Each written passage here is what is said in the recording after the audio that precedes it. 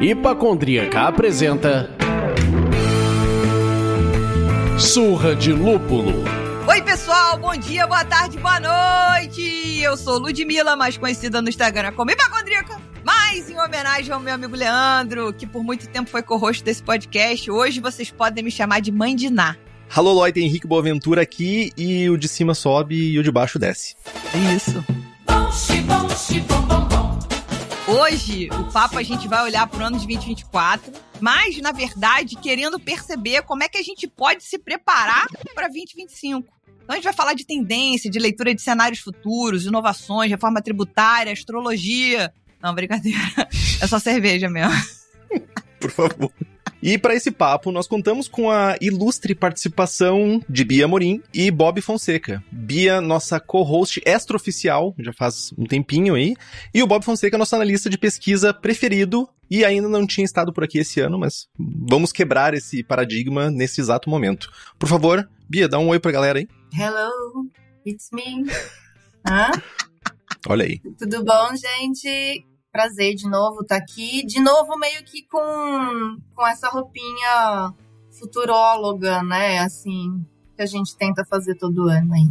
Saudades melhores do ano. Chegaremos lá. Bob, por favor, te apresenta aí. Servus Leute, parafraseando o nobre colega, foi uma boa menção a da pesquisa mesmo. Eu tinha usado os dados dela, da pesquisa do Surra de Lúpulo. Para quem não acompanhou, por favor, leia os dados, é importante, sempre importante. Já estamos no final do ano, mas é interessante ver como as opiniões das pessoas se refletiram na realidade do mercado. Eu diria que eu até fui leve demais ao comparar o cenário cervejeiro com filme de terror. Eu já estou pensando mais em um snuff movie, que alguém morre de fato durante a filmagem, assim, nesse caso vários, né, assim. Não queria ser muito deprimente nem pessimista, mas eu tô reavaliando as minhas previsões, assim, dentro daquele relatório. Mas a gente vai falar um pouco mais sobre isso agora e principalmente o que esperar para 2025, que acho que vai ser um ano mais desafiador, no mínimo, para ser um pouco mais polido, vai ser bem mais desafiador do que este agora. Grüß Gott, mein Herr.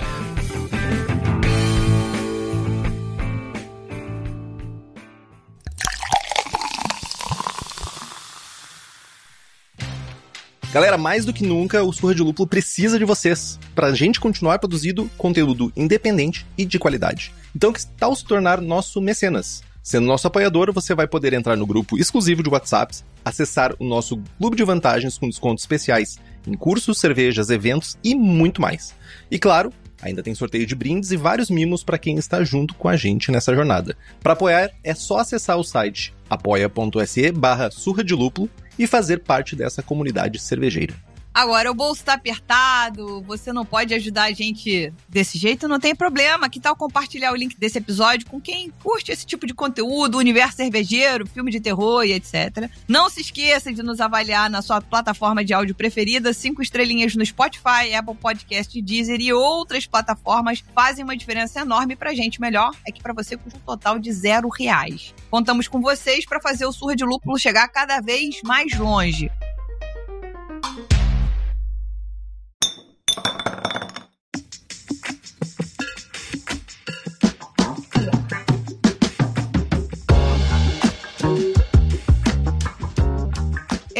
A gente deu esse mimezinho todo aqui pra falar um pouco do que aconteceu em 2024, o que vai rolar em 2025. E eu gosto de perguntar pro Google as definições das coisas, e eu acho que seria legal a gente começar por aí. Então, o que é tendência, né? Vamos lá. Substantivo feminino, aquilo que leva alguém a seguir um determinado caminho ou agir de certa forma, predisposição, propensão, disposição natural, inclinação, vocação. E a tendência surge a partir de algum tipo de, pra mim, de ruptura, que significa uma inovação, uma mudança. Pode ser econômica, pode ser social, pode ser tecnológica, e ela vai sendo incorporada aos poucos no comportamento e na vida das pessoas. Mas como é que a gente descobre, como é que a gente prevê essas tendências, né? Ou como saber, como surfar essa onda? Inclusive fazendo remissão a um programa que gravei com o Bob também, falando com o pessoal da Layback, que tava voando baixo, surfando alto, né, vendendo cerveja para uma galera bem jovem. Bom, a gente sabe que análise de tendência é um processo que envolve prestar atenção no presente, estudar o passado e, quem sabe, conseguir visualizar o futuro, né? Sendo menos filosófica, mas eu tive que ser, por conta de Bia Amorim, que está aqui, mais técnica, podemos dizer que a análise de tendência acontece através de mais ou menos 5 passos, né? Coisas que eu amo muito: coleta de dados, identificação de padrões, análise de causa, projeção de tendências e aproveitamento de oportunidades. Então é um pouco disso tudo que a gente vai tentar trazer aqui nesse papo cabeça com essas duas cabeças mega pensantes do mercado cervejeiro. Então, depois de todo este blá, blá, blá, blá, blazeiro, vamos começar falando... Se a gente fosse fazer uma retrospectiva de palavras, quais seriam as palavras de 2024 que a gente mais falaria no mercado cervejeiro?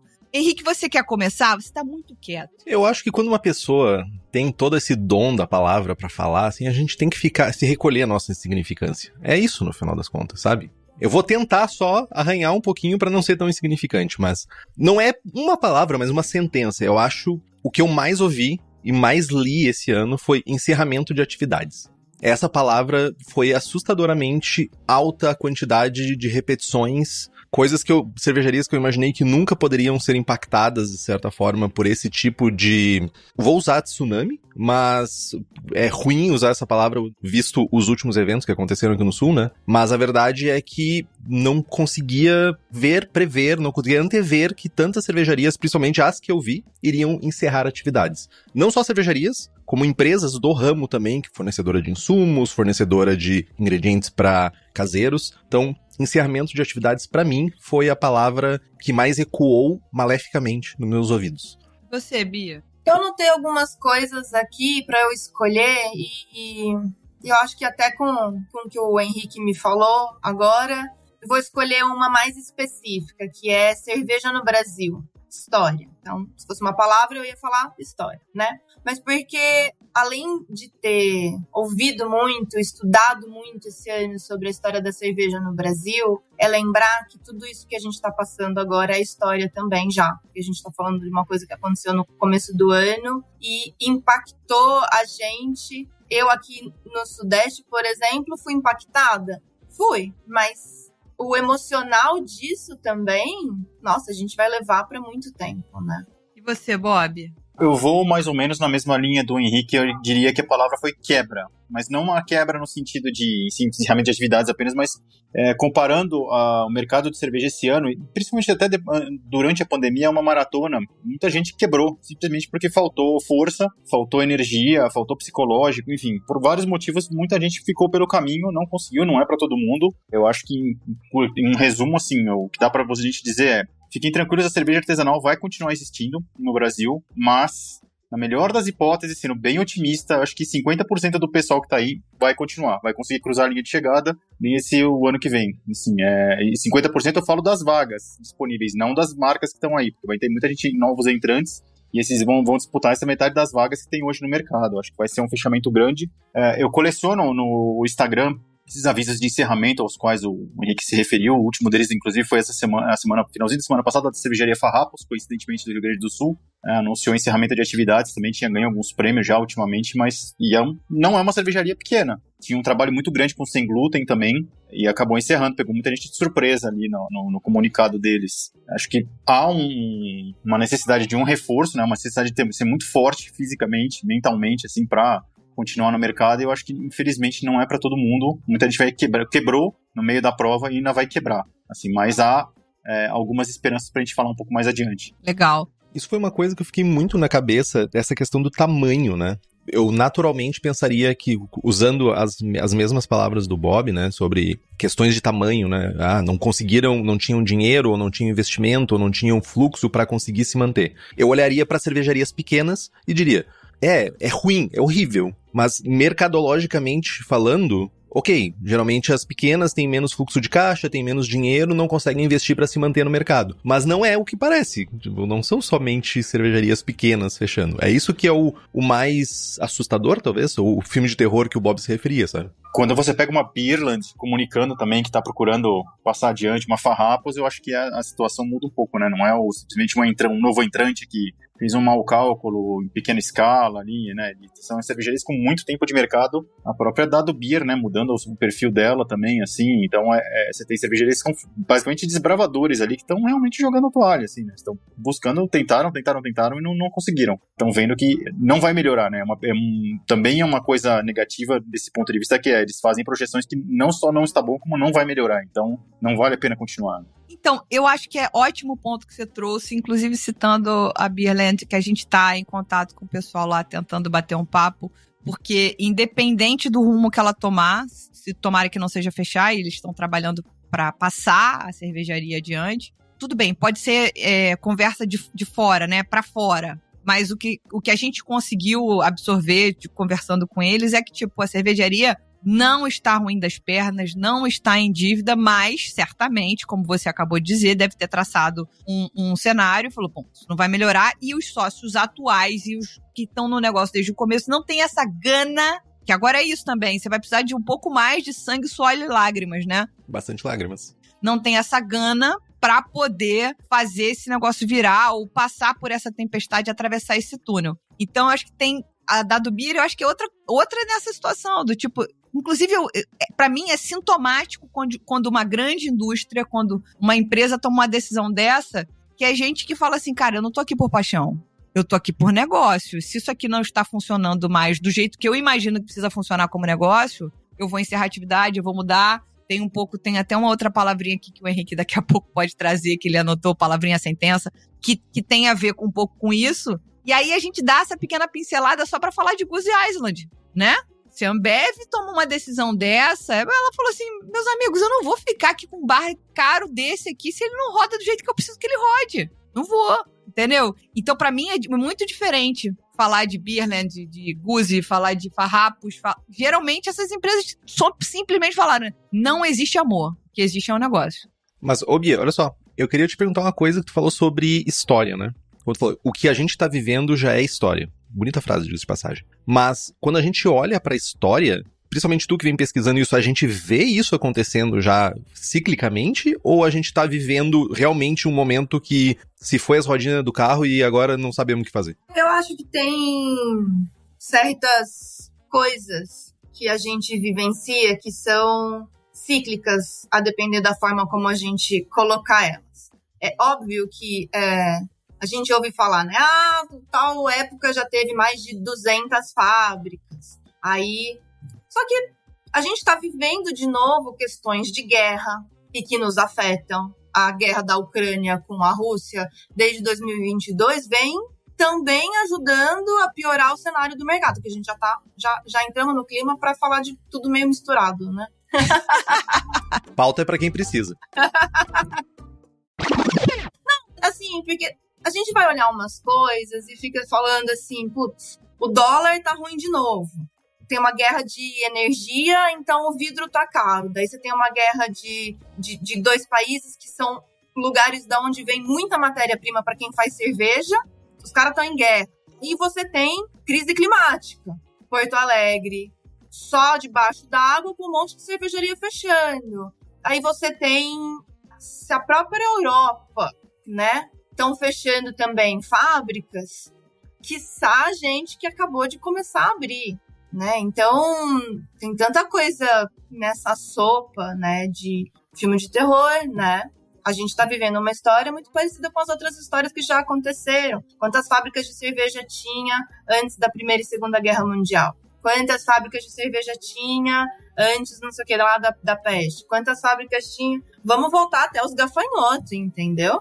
Você pode traçar um paralelo, agora que você está falando da questão da história, né? Do momento em que a Antártica e a Brahma compraram todas as outras cervejarias de pequeno e médio porte e ficaram as duas, aí teve a fusão. Poderia falar, a variedade do mercado foi pro vinagre e acabou, né? Agora são só as duas aqui, elas ditam as regras. Poderia ser um movimento de retração, concentração do mercado, né? Mas eu acho que talvez seja um pouco mais complexo agora, porque você não tem essa perspectiva de retomada, né? Você dá, de como a gente tá vivendo. Assim, ó, a gente tem o exemplo de quando as lagers viraram moda, e aí só quem tinha grana para ter a tecnologia das geladeiras e afins é quem subiu para a categoria lager para vender volume. As pequenininhas que faziam ale, também por conta de uma tributação, elas começaram a quebrar, ó, de novo a palavra aí, e foram adquiridas, porque elas estavam valendo a preço de banana. E sim, tem essa questão também, acho que a gente poderia traçar um paralelo, mas eu também, assim, não vejo que, na época, não sei se tinha essa quantidade, essa diversidade, né, a gente não acompanhou muito, né, talvez o pessoal mais experiente no mercado pudesse ter uma visão melhor, assim, de como é que foi esse fechamento, né, essa concentração e volta.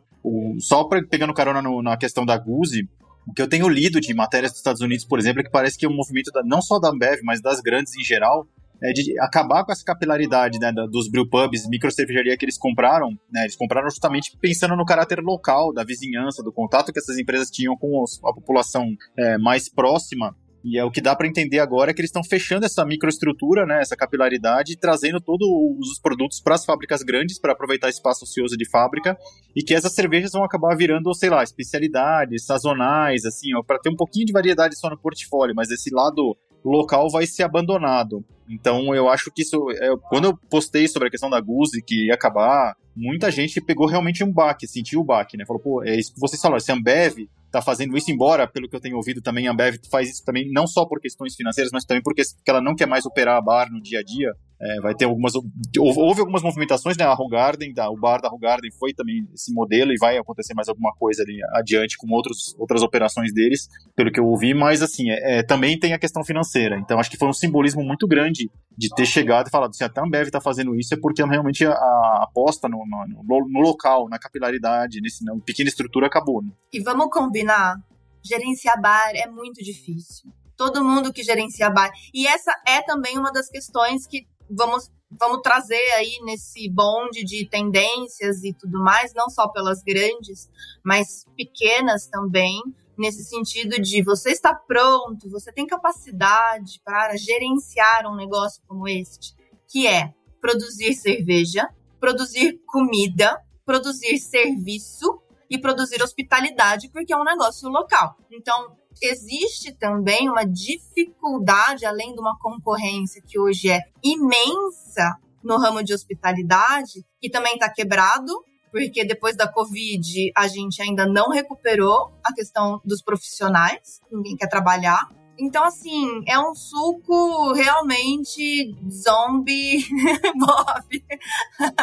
Ô, Bia, e tem uma coisa bem... Eu tava pensando enquanto você estava falando, né? O Bob trouxe um pouquinho sobre essa questão da Goose Island e também sobre o mercado norte-americano. Tu trouxe sobre essa questão de bares e hospitalidade. E aí eu fiquei pensando, eu já não moro em Porto Alegre já faz 2 anos, mas quando eu estava morando lá já estava um pouco assim. Uma transição de bares para brewpubs. Ou seja, diminui a quantidade de bares da cidade. Porto Alegre hoje é ínfima a quantidade de bares. O que mais vai ter é gastropub, mas não necessariamente um bar, um pub ou algum lugar assim. E vai para os brewpubs. Aí mora um pouco... Eu fiquei me perguntando o quanto isso impacta. Talvez tenha alguns lugares que tenham um bom atendimento, que tenha um lugar legal para beber cerveja. Mas o sentimento que eu ficava era muito de canibalismo. Primeiro, tu precisava ir no bar e tu tinha que tomar cerveja daquele bar. Não ia ter outras cervejas. Aí tu tinha que ficar pingando de bar em bar se tu quisesse ter variedade. E os bares não necessariamente eram os bares mais convidativos. Talvez pra atrair um certo tipo de público, botavam um tipo de proposta, talvez, sabe? Uma coisa que acabava apartando as coisas. A impressão que eu tive é que a galera foi morrendo à míngua, sabe? E eu não sei se isso é um fenômeno, eu não sei se é local, ou se isso é brasileiro já, mas é uma coisa que eu notei. Diminuição de bares, diminuição do serviço de bar e indo mais para o rolê do brewpub. Vocês viram uma matéria da Bon Appetit sobre o mercado americano, que saiu essa semana, sobre a redução do consumo em chopp nos pontos de venda?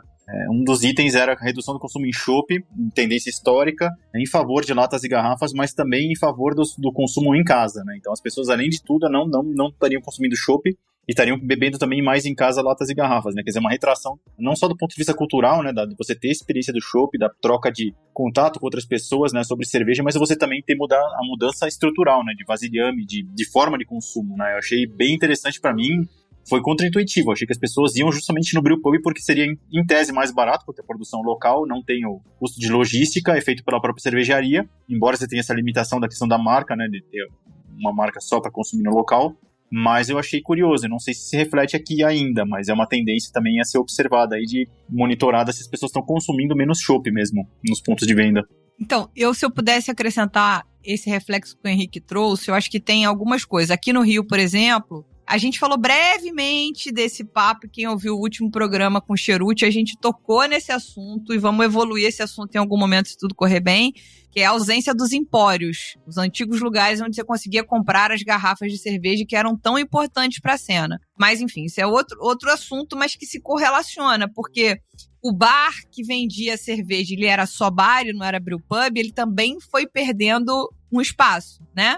E aí o brewpub, no Rio, por exemplo, a gente foi ter uma mudança no plano diretor que permitiu a abertura de brewpub, e aí as cervejarias falam, é muito melhor eu ter um brewpub e vender direto pro consumidor do que eu ficar dependendo de PDV apenas, ou de supermercado e etc. Então eu também acho que tem uma mudança no mercado de maneira geral, sobretudo depois da pandemia, né? Porque a pandemia, o cara falou, cara, as bares estão fechadas, tá tudo fechado, eu vou ter que vender no meu e-commerce que não existe para um consumidor. Então acho que ainda é um reflexo da pandemia, né? É quase como se a gente estivesse passando por uma segunda pandemia, só que agora é uma crise econômica misturada com guerra, com alta de dólar e com etc. Antes de entrar nesse ponto específico que tu trouxe por último, eu queria perguntar se isso também se refletiu em outras regiões do Brasil, porque aqui no Sul, a quantidade de delivery, o que aumentou de delivery, as pessoas, conversando com donos e donas de bares e restaurantes, diminuiu drasticamente a presença de pessoas nesses lugares. E aumentou, por outro lado, a quantidade de delivery. Então, isso também pode ser indo de encontro com o que o Bob falou. Se eu não vou para um bar, se eu estou mais em casa, aprendi a consumir em casa, eu não vou para o bar para beber. E as pessoas, muita gente saiu da pandemia também com essa visão mais introvertida, né? Se acostumou, ainda que seja pro lado ruim da coisa, a ficar em casa. Eu acho que é uma grande mudança, né? Em termos de como a gente consome. A gente agora tem todos os filmes e séries. Agora a gente compra, clica, chega uma moto com a comida quentinha. A gente ficou antissocial, né?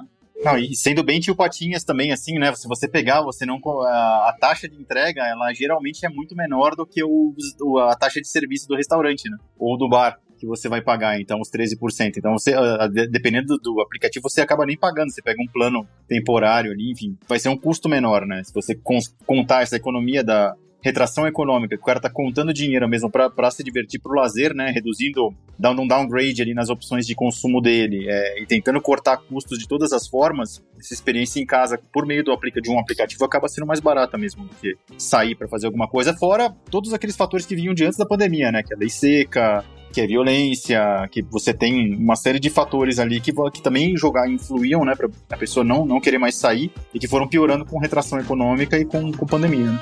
Total.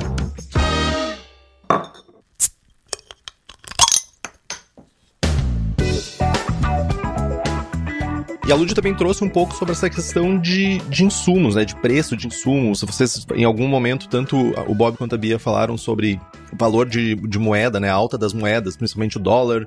A gente falou da guerra na Ucrânia, que é o celeiro da Europa, né? A Ucrânia é considerado o celeiro da Europa de cereais.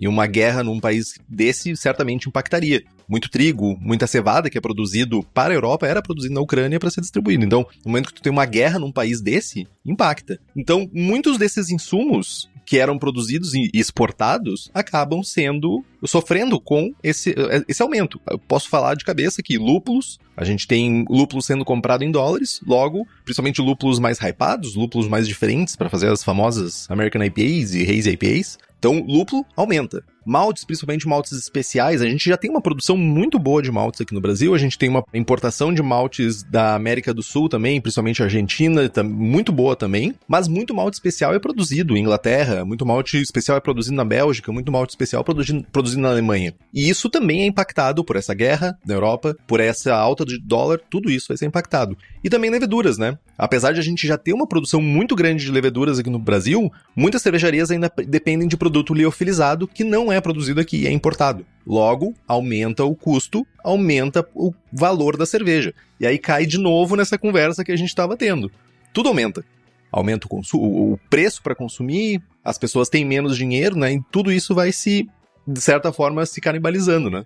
Você estava falando da questão dos maltes, eu estava vendo agora que a malteria, um dos fatos do ano também, a malteria Blumenau fechou, né, em fevereiro. Eu estava na dúvida se tinha sido no ano passado ou nesse ano, mas foi nesse ano agora. Também um produtor importante, um player importante o mercado para maltes especiais aí, que encerrou as atividades também no início de 2024. Cara, eu acho que isso tem, assim, dá para você tentar ver os dois lados, né? O positivo seria você incentivar produção local de lúpulo, beneficiamento de maltes aqui, né? Trabalho com leveduras. Ou também você moldar um pouco o mercado de uma forma diferente, né? Ficar menos calcado em IPAs, Juicy IPAs e afins que, enfim, vão demandar uma quantidade muito grande de novidades de lúpulo e quantidade de lúpulo como insumo. O lado ruim é você ter um mercado inundado por pastries, né? Porque insumos para pastry stout, pastry sour, a gente não tem nenhuma demanda, nenhuma restrição aqui, né? Então esse seria o lado tétrico dessa situação, né? Mas eu acho que pode estimular um pouco a criatividade também em trabalhar com os ingredientes que a gente tem aqui, né? Como alternativa, né? Para também não sobrecarregar tanto a questão do câmbio para os produtores. Eu vejo isso com bons olhos, realmente eu vejo, porque quando se fecha uma porta, se abre uma janela, né? A gente tem uma produção crescente de lúpulos brasileiros, ou seja, uma oportunidade de crescimento desse mercado no momento que a gente tem outros players com preço bem mais caro. Alô, lúpulos brasileiros, hora de brilhar. Onde você pode brilhar? Anunciando aqui, fica a dica. Fica a dica. Mas também começar a fortalecer também os maltes brasileiros, né? Infelizmente, nesse cenário onde fecham maltarias, a gente tem menos malte especial sendo produzido aqui, mas também, se a gente começa a incentivar, começa a olhar para esse mercado, isso também cresce, né? E por outro lado também é a questão de leveduras. A gente tem, pelo menos no Brasil, 2 grandes laboratórios produzindo leveduras. Mas a gente sabe que o mercado de liofilizado ainda é muito usado ainda por cervejarias. Então, será que não... Liofilizados, para quem não conhece, é levedura que é seca, aquela levedura como se viesse aquela de pão. Então, também é um mercado para isso. Também é um mercado, talvez, para crescer e se expandir nesse ponto. Total. Vamos trazer uns dados que a gente conseguiu catar do pessoal lá da Aprolúpulo. Quer que eu pegue aqui? Deixa eu puxar aqui. Que dados que seriam importantes? Vamos lá. Crescimento ou só dados de 2023? Eu acho que a gente podia falar...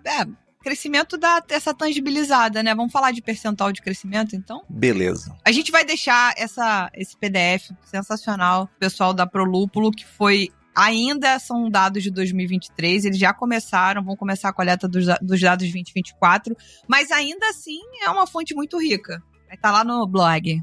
Para vocês terem uma ideia, a gente aumentou o crescimento no número de produtores entre 2022 e 2023 foi de 40%, que é um número considerável. A gente aumentou em 40% aqui no Brasil esse crescimento, essa é a produção. A área cultivada aumentou em 133%, pra caceta, muita coisa. E outro dado interessante aqui é que a gente tem variedades sendo produzidas, pelo menos as 5 mais produzidas, são lúpulos que eles trazem caráteres interessantes para nossas cervejas e muito usados por cervejarias. Comet, Cascade, Saaz, Chinook, Zus, que seria muito usado para amargor, né?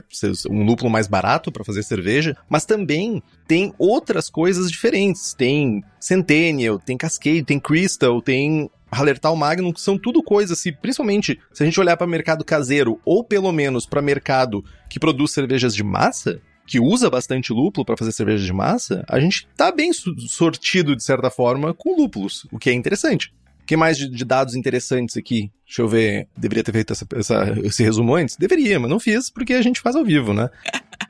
O preço médio do quilo comercializado no Brasil, R$223.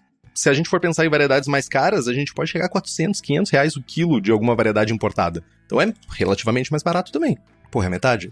Então, mas assim, não vamos preocupar em trazer todos os dados, não tem problema, porque quem quiser ver essa pesquisa toda vai estar lá no blog post, a gente vai conseguir deixar pra galera que quiser baixar e conhecer um pouco mais e ficar atento, porque eles vão começar essa coleta de dados agora, claro, com os produtores de lúpulos nacionais, e é importante todo mundo participar, que seja produtor, pra gente poder ter esses dados. Vai, Bia. Inclusive, vale a pena citar que o Hop Talks desse ano, como um acontecimento bacana que teve lá na Academia da Cerveja, com o pessoal da Prolúpulo, tava abarrotado de gente, foi o maior sucesso o evento, tinha os produtores nacionais, teve o pessoal se eu não me engano, da Yakima, não lembro o nome do produtor, mas foi muito, muito bacana, o pessoal mostrando todos esses dados. Cara, sim, vamos viver de dados também um pouco, né? Vamos... Com certeza. Como que chama, Bob? Escavar os dados? Tem vários verbos associados, raspagem de dados, análise de dados, tratamento, e por aí vai, né? Escovar dado. Colheita, no nosso caso. Colheita de dados, né? Pega para os pés de dados ali, vai depois fazer a debulhação deles ali. E virar pellet.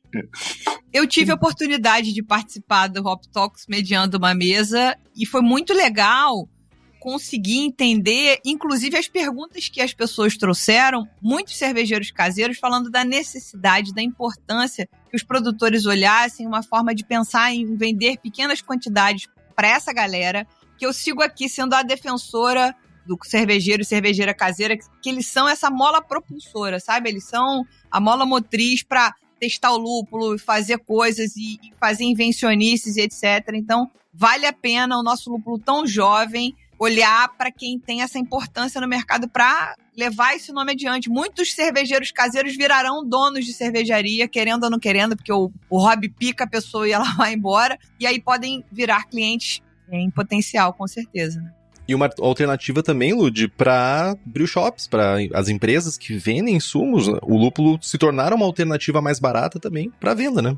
Já que a gente tem um mercado mais caro de lúpulos importados, olhar para esse mercado de lúpulos brasileiros e investir também, né? Total. Bom, nessa parte de insumos e etc., a gente está numa situação posta. Estamos falando de guerra, estamos falando de alta de dólar, estamos falando de alta de euro, estamos falando dessas problemáticas todas ao mesmo tempo. Janelas de oportunidade, como o Henrique falou. E aí eu acho que a gente vai chegando naquele ponto importante para falar das tendências de 2025 para o mercado cervejeiro como um todo, consumidor, negócios, o que eles precisam ficar atentos. Então eu queria, Bia, o que você, nessa cabeça mágica, com a sua bola de cristal, vê para 2025? Lagers, elas não vão sair de moda. Eu acho que lagers bem feitas, cada vez que faz um pouco melhor. A IPA, ela já não é mais uma tendência, ela já não é mais só uma moda passageira. As pessoas estão tomando IPA, as pessoas estão vendendo IPA. A gente tem falado muito sobre latinidade. A latinidade está na moda, a gastronomia latina está na moda, a gastronomia da América do Sul está na moda. Então, acho que a gente tem que conversar muito, trocar muito com o pessoal da culinária, porque a gastronomia brasileira está na moda. E o que não sai de moda também é se comunicar bem, falar sobre o seu produto, contar a sua história e fazer cerveja boa, né? Isso sempre é tendência. Cara, eu tenho visto, tanto quantitativamente quanto qualitativamente, um outro segmento também crescendo da cerveja sem álcool. Eu estava com um colega aqui do Rio de Janeiro outro dia que também tem pesquisado bastante. A gente tirou de cabeça 50 rótulos hoje no mercado aproximadamente, sendo que nesse ano, do segundo semestre para cá, teve um crescimento muito grande de rótulos alternativos, né? IPAs, Stout, Bitter, e agora também até Sours com fruta, né? Eu estava, inclusive, por curiosidade, tomando hoje essa daqui, é uma Gose sem álcool da Sim, cerveja de Campinas com melancia. Uhum. Eles lançaram uma com maracujá também. Tem outras cervejarias que estão começando a entrar no mercado agora, exclusivamente voltadas sem álcool. Também estão com cervejas ácidas aí no gatilho para colocar no mercado. O que eu percebi, elas estão bem longe já daquela visão que a gente tinha anterior da American Lager, que parece um sucrilhos encharcado de leite, assim, depois de meia hora no prato, assim, né? Aquele gosto de mosto horrível. Esse cenário já foi, não tem mais. Agora as cervejas estão num nível de qualidade muito melhor. Ainda tem alguma reminiscência dessa questão do mosto, principalmente nas que não tem nada para segurar, né? Uhum. Mas eu acredito muito que vai ter um crescimento ainda mais exponencial de IPA sem álcool e de cervejas com fruta sem álcool. E nesse caso das cervejas com fruta, elas têm uma vantagem extra, né, sobre o kombucha, porque elas têm você pode controlar a acidez mais lática ou menos lática, enfim, mais intensa, menos intensa, e você pode usar essas cervejas com fruta sem álcool como base para drinks também. Então acho que ela tem uma versatilidade um pouquinho maior até do que a kombucha. Acho que a tendência é aumentar bastante assim, no mercado. Eu tenho conversado com outros produtores também que já estão com rótulos aí na linha de produção já para colocar no mercado em breve, nos próximos meses. Eu acho que é um pouco mais consolidada essa tendência do que as hard seltzers, por exemplo, que foram um espirro, né, no ano passado, no ano retrasado. Eu acho que está um pouco mais consolidado. Ainda não é um segmento, uma quantidade muito grande do mercado, mas eu tenho a impressão de que vai se tornar mais significativa, até porque as grandes não estão prestando atenção. Nenhuma grande soltou IPA sem álcool até agora. A Vols que faz parte da Ambev, fez uma tentativa um tempo atrás, uma cerveja lupulada sem álcool, mas também agora, dentro desse projeto da Ambev, de recolher as tropas para os QGs principais ali, acho que sumiu. Então você tem aí uma janela de oportunidade, tem um mercado, uma demanda de mercado, né, para as pessoas que consomem, que não querem consumir álcool por diversos motivos. Então acho que a tendência é crescer um pouquinho mais para 2025 também. A gente vai ouvir falar muito em termos de qualidade e diversidade. Legal. Eu acho que eu queria trazer aquele dragão que tá debaixo da cama aí, que é a reforma tributária, né? É um assunto que a gente vai falar muito em 2025. Vamos andar de mãozinha dada com ela aí até ela se completar de fato. Existe um trabalho sério sendo feito, tanto pela Abracerva quanto pelo Sindserv, mas também existe os lobbies das outras empresas, não apenas alcoólicas, mas também da parte de saúde. E eu não tô aqui dizendo que cerveja faz bem à saúde, é intoxicante, não é isso. Mas, ao mesmo tempo, tem algumas coisas que estão sendo propostas aí que quase vão voltar pra lei seca. Todo mundo para de beber, tá proibido beber, você não pode beber. Então, mexendo com a liberdade individual. Eu não quero falar qualquer coisa sobre qualquer pessoa, mas me deixa tomar minha cerveja, porra. Enfim, queria que a gente falasse um pouquinho sobre essa dicotomia do tipo, inclusive chamar o imposto do pecado, né? Tipo, o que a gente tá fazendo tá errado. Por quê? Ô, Lud, a gente pode, inclusive, costurar a última coisa que o Bob tinha falado com isso, para começar o assunto, no sentido de as cervejas, provavelmente, em algum volume, elas vão caminhar para serem menos alcoólicas e também sem álcool por conta de tributação. Assim como a história já nos conta que, né, todas essas questões que a gente tem em termos de transição tributária, que a gente tem de impacto regulatório e tudo mais, faz e obriga a gente a inovar, e você pode chamar de inovar de tentar pagar menos impostos também, de alguma forma, né? Então é um consumo caminhando junto com uma tributação, e a gente começa a costurar tudo isso sem deixar de entender que talvez uma cerveja mais alcoólica vai custar mais caro, mas uma cerveja que mais alcoólica, que a gente tá falando talvez 12%, né?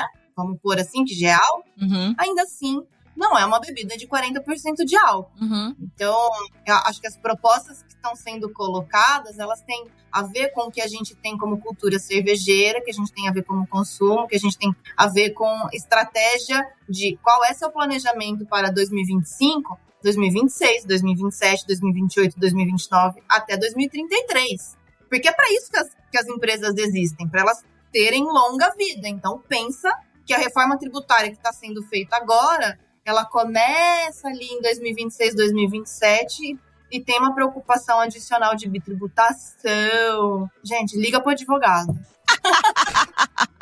A gente começa a entrar num terreno bem complexo aqui, que é quando a gente mistura religião com outras coisas, né? Então, tipo, o próprio nome da lei já fala isso. Mas a Bia trouxe um fato bem interessante. Quando a gente fala de história, e a gente vê um período... Vamos olhar para a Inglaterra, por exemplo. A Inglaterra, em períodos entre guerras, em períodos de crises econômicas, o que aconteceu com a cerveja? Cervejas mais leves, menos alcoólicas, uma produção...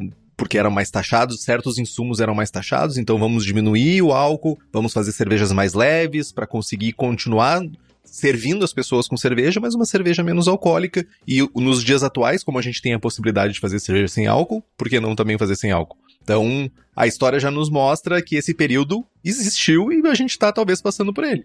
Gera umas dúvidas, né? Quantas vezes será que eu posso lavar esse malte aí que ainda vai fermentar? Exatamente, daqui a pouco a gente tá fazendo isso. Não, a gente vai gerar o primeiro malte aqui, que é a cerveja premium, a gente vai criar um novo mercado de bitters aqui no Brasil, é isso? Ou de cervejas lagers com 3 teores alcoólicos totalmente diferentes, com valores diferentes. Olha que maravilha que seria isso. Esse caso da reforma tributária, literalmente pegando as palavras da Bia, a história está sendo escrita literalmente nesse minuto, né? Assim, enquanto a gente estava gravando aqui, teve hoje a apresentação do relatório do relator Eduardo Braga.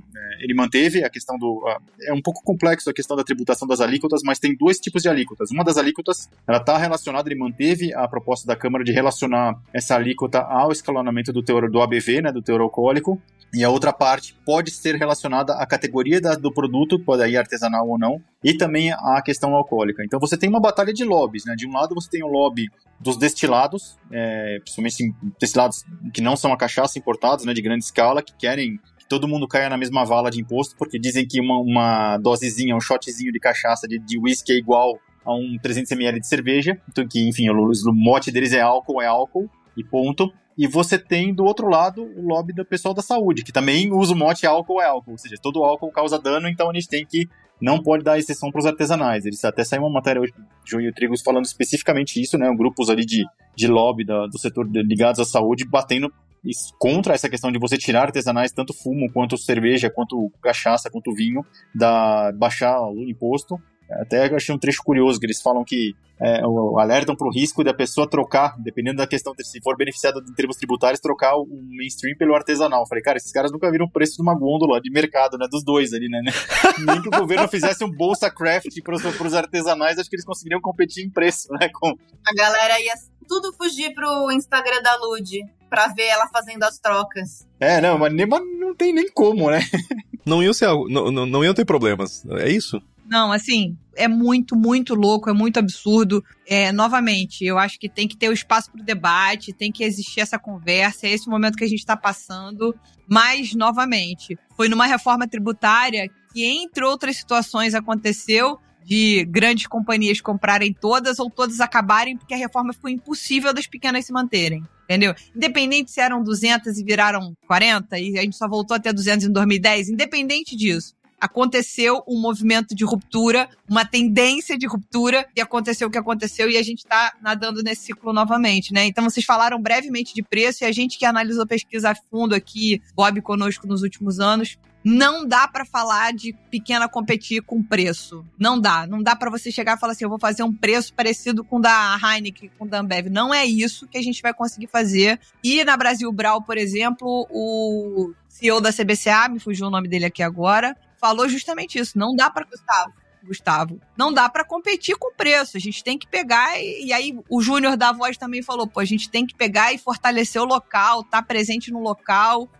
O Henrique também já falou aqui, quero ser pequeno para sempre. Eu sou obrigada a escalar. Eu não posso ter uma produção pequena para atender meu bairro. Não, eu tenho que querer crescer. Se eu não crescer, não funciona, porque aí o insumo fica caro, porque aí as outras coisas acontecem, a taxa do cartão, o banco, e aí fica impossível, né? Então a gente também, para falar de tendência, vai falar de uma competitividade absurda, que se você não estiver olhando para todos os pontos do seu negócio, você não vai conseguir fazer as coisas fluírem, né? A gente às vezes fica achando... Tem muita coisa que se esvai de números que o empreendedor não tá olhando.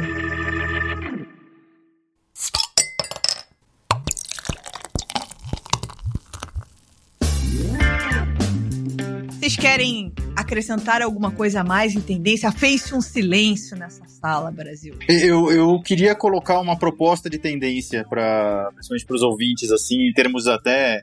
não é uma coisa agridoce necessariamente, mas nem uma pré-despedida, assim, morrendo de véspera, mas assim, eu queria conversar com as pessoas e talvez propor que elas comecem a olhar com mais atenção, sejam um pouquinho mais seletivas, né? Eu sei que o mercado é cheio de novidades, tem um monte de IPA, um monte de sour, um monte de stouts, mas assim, olhem com mais atenção para as cervejas que vocês realmente gostam, que vocês têm vontade de tomar mais uma vez, e deem mais uma chance para essas cervejarias, consumam com um pouco mais de frequência, porque esse consumo de vocês, se você consumir com um pouco mais de frequência, largar um pouco o hype, né, largar um pouco esse ciclone de novidades, de toda hora um rótulo diferente, focarem no que vocês realmente gostam, que dá para repetir, que tem consistência, enfim, qualidade, isso pode fazer a diferença no ano de 2025 para uma cervejaria encerrar as atividades, né? A não postar um encerramento de atividades ou não. Então, eu acho que, assim, se as cervejarias não fazem lá um grande esforço para criar as flagship beers, um pouco em termos de manutenção dos lotes, de preço, enfim, também cabe ao consumidor talvez buscar um pouquinho criar essas suas flagship beers por conta própria, assim. Então, olhe com mais carinho para a cervejaria que você realmente gosta, compre um pouquinho mais dela, porque pode ser um diferencial de vida ou morte para ela pro ano que vem. Sem ser muito pessimista, mas eu acho que, como eu disse, eu acho que metade do que tem hoje no mercado pode ser que não esteja nos próximos natais aí para comer peru. Eu não sei se é uma tendência. Eu gostaria que fosse uma tendência para 2025. Eu almejo essa tendência.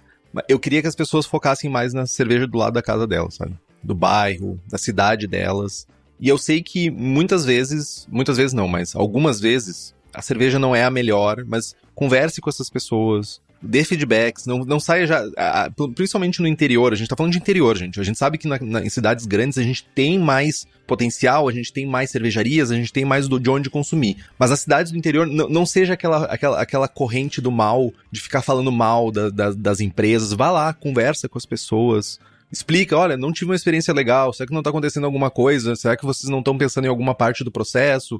Eu queria ver o crescimento também dessas marcas locais. Porque vender pro mercado local também é mais fácil. Tu não encarece tanto a tua cadeia de imposto, de transporte, tudo isso. E tu cria um vínculo. Né? Ao invés de olhar só para os Estados Unidos, né? Vamos olhar também para a Europa, que a gente tem muito esse do consumo local, do consumo do bairro, da minha cervejaria, da cerveja do lado da minha casa, e vamos também olhar para isso. Vai acontecer? Acho pouco provável. Mas eu gostaria de estar falando sobre isso no final de 2025.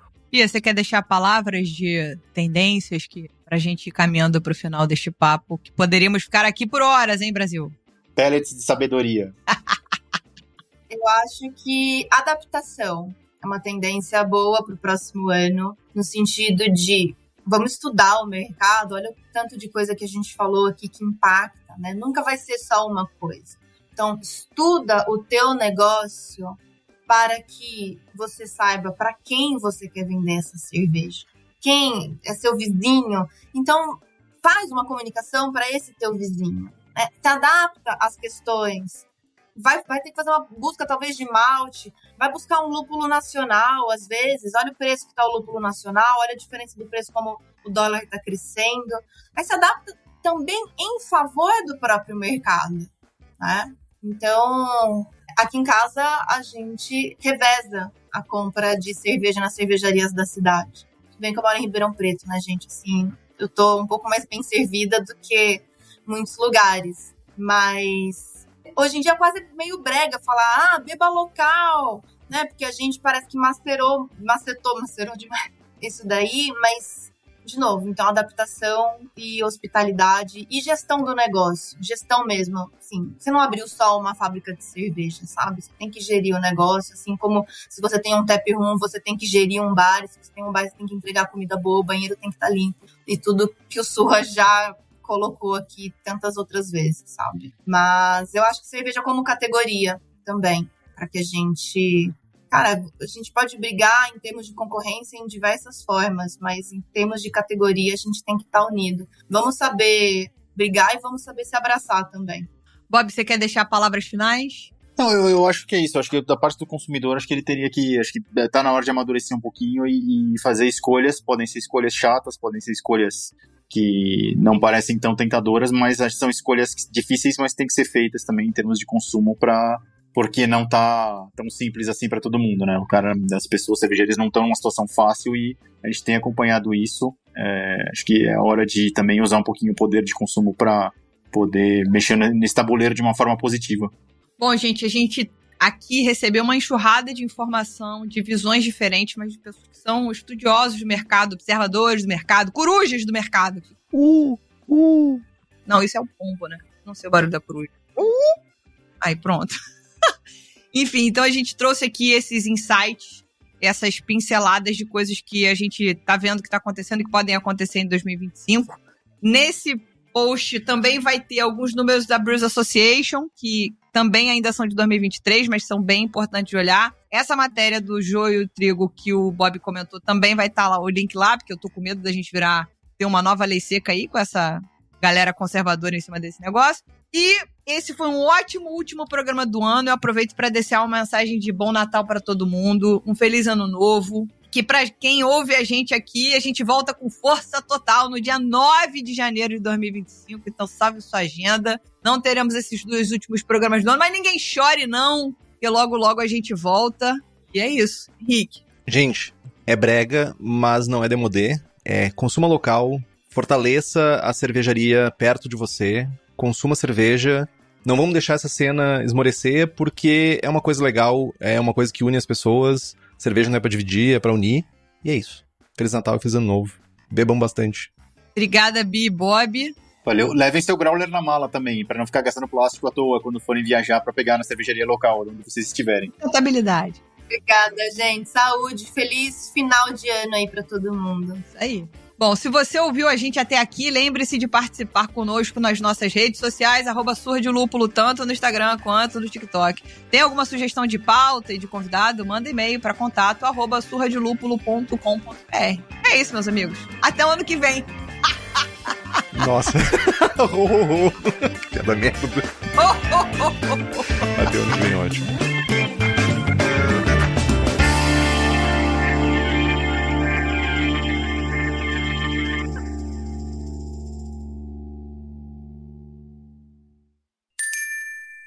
Beba local, beba com moderação.